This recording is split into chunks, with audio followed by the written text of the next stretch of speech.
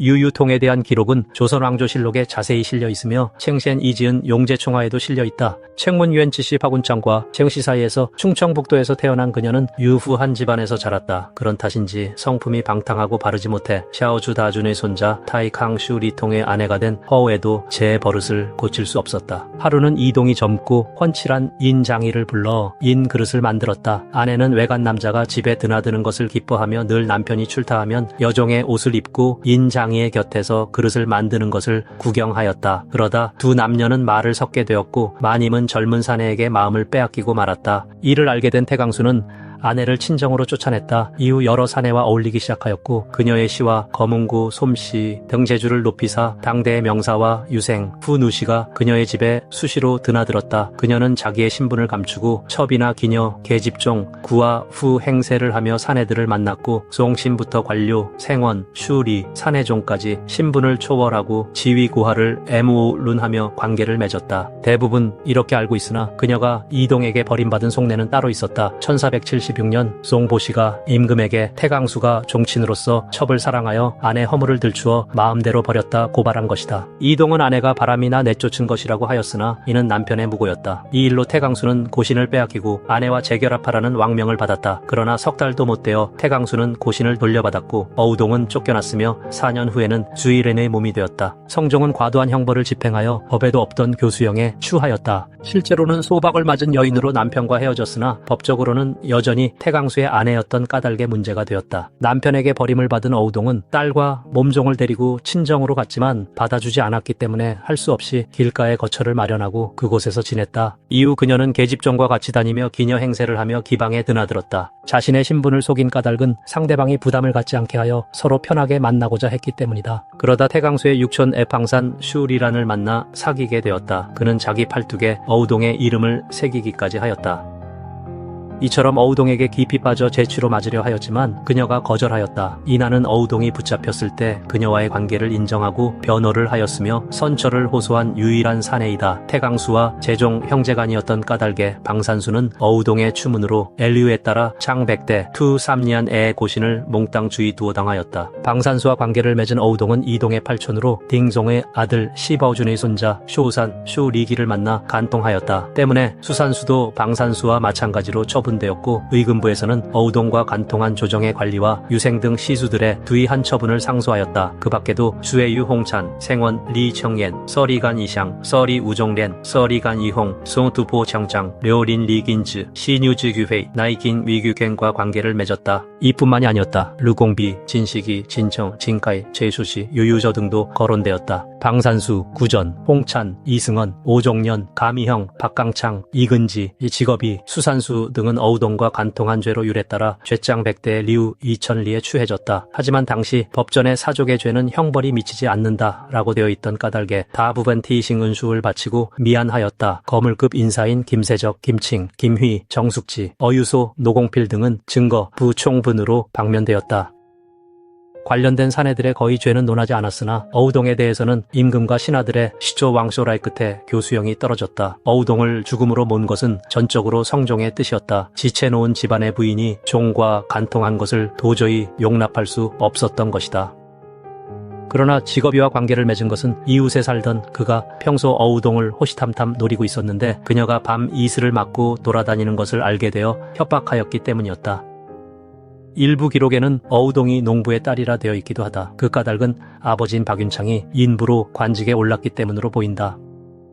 어우동이 죽은 이후에도 그녀의 친정에는 비극과 추문이 끊이질 않아 풍비박산이나 종국에는 가문이 매이로하고 다이가 끊기게 되었는데 시루에는 집안 내력인 인리의 기질 때문에 이런 일이 벌어진 것이라 기록하고 있다. 정씨가 인싱을 한 것은 혼인기간 내내 있었는데 아들 박성근이 어릴 적에 나는 어미가 잠잘 때 발이 넷이 있는 것을 보았다 라고 하여 어머니가 아들을 무척 미워하였다 한다.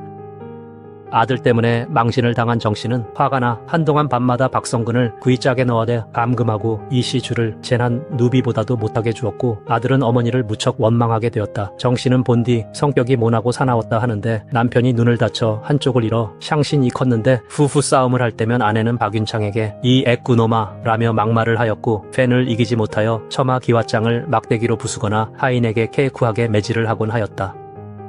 박윤창은 한쪽 눈이 애꾸가 되었는데 새로 집을 지으면서 가위바를 덮고 겨우 일을 마치자 그가 아내와 더불어 추앙유을 둘 곳을 의논하다가 뜻이 합하지 않자 귀대 이 남편을 욕하며 말하길 애꾸는 놈아 네가 일을 아는가 하고는 손에 창간을 잡고 처마기와를 때려 부수면서 말하기를 네가 이미 나의 뜻을 거슬렀으니 이런 집은 지어서 무엇하리 하고 탕씨과 추앙비를 때려 부수어 남김이 없었으니 그 성질이 사납고 모지름이 이와 같았다.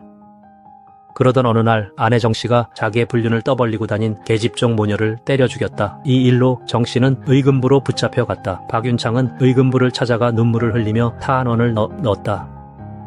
박윤창은 이런 아내와 살아서 그런 것인지 아니면 불행, 종두오, 싱인지 딸이 시다의 사건을 일으켜 집안은 물론 나라를 어지럽힌 일을 겪지 않고 어우동이 태강수에게 시집간 다음 해에 사망하였다. 남편과 아들, 종들에게는 그리 모질게 굴었으나 정씨는 딸을 끝까지 감싸주었다. 딸을 편애하는 어머니 때문에 아들은 원망하는 마음이 생이신으로 비안해갔다. 정씨가 딸을 변호하긴 했으나 어우동 사건으로 인해 나라가 뒤흔들리자 사람들의 이목을 비해 어우동이 남긴 하나뿐인 혈육 와이선 누 인판사와 아들 박성근 일가를 이끌고 유한구 뒤였던 충청북도로 내려갔다. 아들은 아버지가 돌아가시자 어머니에게 재산을 나누어 줄 것을 청하였다. 정씨는 노비와 토지를 마디이자 하나뿐인 아들에게 아주 적게 나누어 주었고 외손녀인 번제를 편애하였다. 이에 박성근은 더욱 어머니를 원망하게 되었고 아들은 어머니에 대한 복수심으로 참혹한 앙가품을 하였다. 기회를 노리던 그는 어머니가 친정 조카인 챙샤오의 집에 며칠 동안 머무르기로 한 것을 듣고 노비 네이인산, 네이인통, 왕씨, 루어대과 함께 강도로 위장하여 귀갓길에 오른 어머니를 살해한 것이다.